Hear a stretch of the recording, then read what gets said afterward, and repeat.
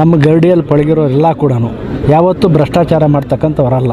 ಮೊದಲನೇ ಪಾಠನೇ ಅದು. ಈಗ ಮಧು ಹಿಂದಿನಿಂದ ಕೂಡ ಒಬ್ಬ ಸಕ್ರಿಯ ಯುವಕನಾಗಿ ಪಕ್ಷದಲ್ಲಿ ಗುರುತಿಸ್ಕೊಂಡಿದ್ದ.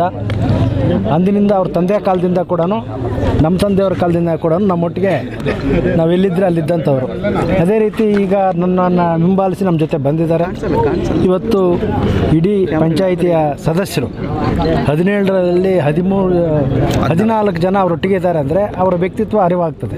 ಈ ಹಿಂದೆ ಇದ್ದಂಥವ್ರು ಯಾವ ರೀತಿ ನಡ್ಕೊಂಡ್ರು, ಯಾವ ರೀತಿ ಜನ ವಿಶ್ವಾಸ ಗಳಿಸಿದ್ರು ಅನ್ನೋದು ಎಲ್ಲರಿಗೂ ಗೊತ್ತಿದೆ.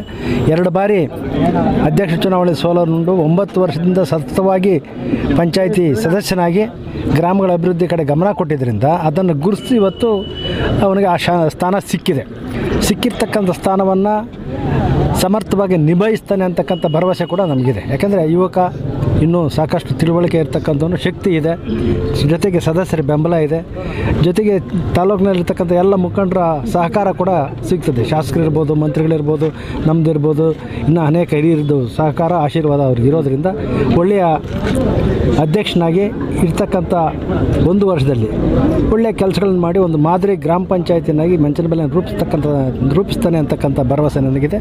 ಆ ನಿಟ್ಟಿನಲ್ಲಿ ಇವತ್ತಿನಿಂದನೇ ಕಾರ್ಯವನ್ನು ಈಗ ನೀವು ಅಂತಂದ್ರೆ ಈಗ ನಮ್ಮ ಗರಡಿಯಲ್ಲಿ ಪಳಗಿರೋ ಎಲ್ಲ ಕೂಡ ಯಾವತ್ತೂ ಭ್ರಷ್ಟಾಚಾರ ಮಾಡ್ತಕ್ಕಂಥವರಲ್ಲ. ಮೊದಲನೇ ಪಾಠನೇ ಅದು. ನಾನು ಶಾಸಕನಾಗಿದ್ದ ಅವಧಿಯಲ್ಲೂ ನೋಡಿದ್ದೀನಿ. ನಂತರ ಮಧು ಗ್ರಾಮ ಪಂಚಾಯತ್ ಸದಸ್ಯನಾಗಿರ್ಬೋದು, ಈಗ ಅಧ್ಯಕ್ಷನಾಗಿ ಮುಂದಿನ ದಿನಗಳಲ್ಲಿ ನಾವು ನೋಡ್ತೀವಿ. ಎಲ್ಲಿ ಕೂಡ ಒಂದು ಚೂರು ಭ್ರಷ್ಟಾಚಾರ ಮಾಡದೆ, ಪಕ್ಷಪಾತ ಮಾಡದೆ, ಎಲ್ರಿಗೂ ನ್ಯಾಯ ದೊರಕಿಸ್ತಕ್ಕಂಥ ಕೆಲಸ ಅವ್ರು ಮಾಡ್ತಾರೆ.